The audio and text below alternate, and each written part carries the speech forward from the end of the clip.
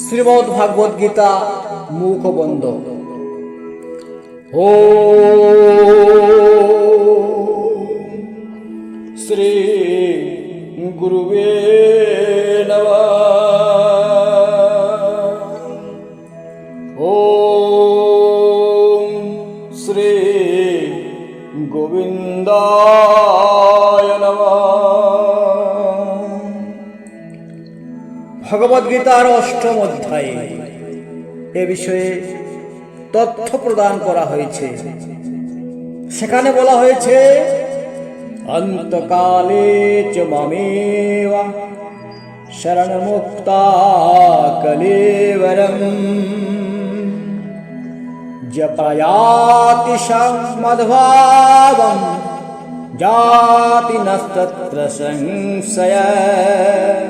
মৃত্যুকালে যিনি আমাকে স্মরণ করে শরীর ত্যাগ করেন, তিনি তৎক্ষণাৎ আমার ভাব প্রাপ্ত হন, এ বিষয়ে কোনো সংশয় নেই।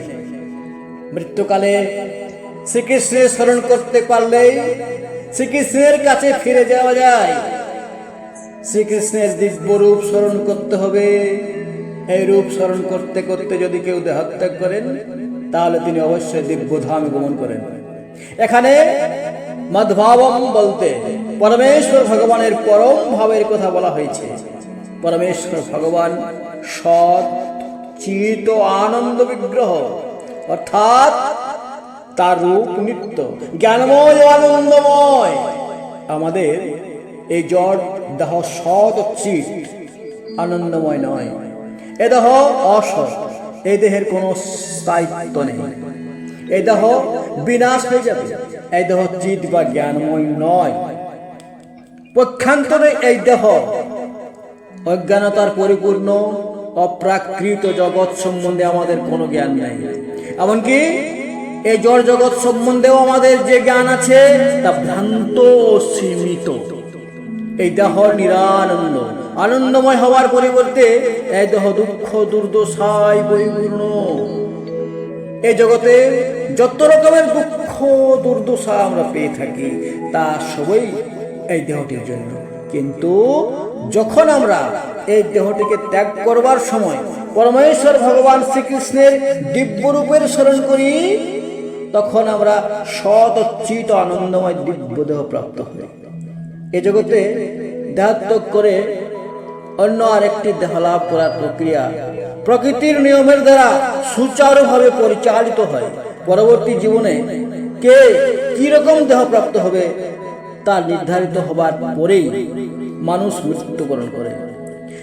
জীব নিজে নয়, তার থেকে উচ্চ স্তরে যে সমস্ত নির্ভরযোগ্য অধিকারীরা রয়েছেন, যারা ভগবানের আদেশ অনুসারে এই জড় জগতের পরিচালনা করেন, তারাই জীবের কর্ম অনুসারে তাদের ভবিষ্যৎ নির্ধারণ করেন। আমাদের এই জীবনের কর্ম অনুসারে আমরা ঊর্ধ্বলোকে উন্নীত হই অথবা নিম্নলোকে পতিত হয়। এভাবে প্রতিটি জীবন তার পরবর্তী জীবনের প্রস্তুতির কর্মক্ষেত্র। এই জীবনে যদি আমরা জড় জগতের বন্ধন থেকে মুক্ত হয়ে ভগবত ধামে উত্তীর্ণ হবার যোগ্যতা অর্জন করতে পারি, তবে এই দেহ ত্যাগ করবার পর আমরা অবশ্যই ভগবানের মতো চিন্ময় দেহ প্রাপ্ত হয়ে ভগবত ধামে ফিরে যেতে পারব।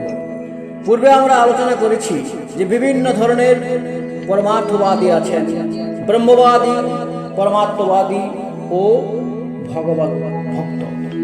আর একথাও বলা হয়েছে যে ব্রহ্মজ্যোতিতে বা চিদাকাশে অগণিত চিন্ময় গ্রহাদি আছে। এই সব গ্রহের সংখ্যা সমস্ত জড় জগতের গ্রহের থেকে অনেক বেশি। এই জড় জগতের আয়তন সৃষ্টির 1/4 সমান বলে অনুমিত হয়েছে।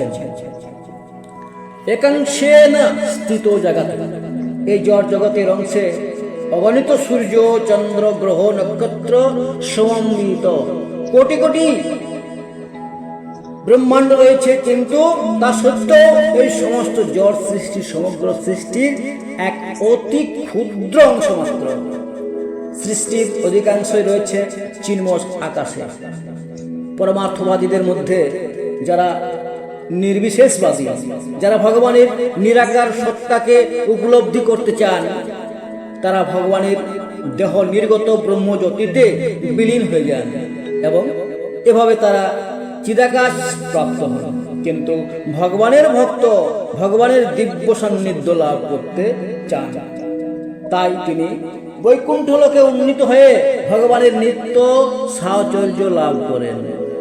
অসংখ্য বৈকুণ্ঠ লোকে ভগবান তার স্বয়ং প্রকাশ, চতুর্ভুজ বিষ্ণু এবং প্রদ্যুম্ন, অনিরুদ্ধ, গোবিন্দ আদি রূপে তার ভক্তদের সাহচর্য দান করেন। তাই অন্তিম কালে পরমার্থীরা ব্রহ্মজ্যোতি, পরমাত্মা কিংবা পরমেশ্বর ভগবান শ্রীকৃষ্ণের চিন্তা করে থাকেন।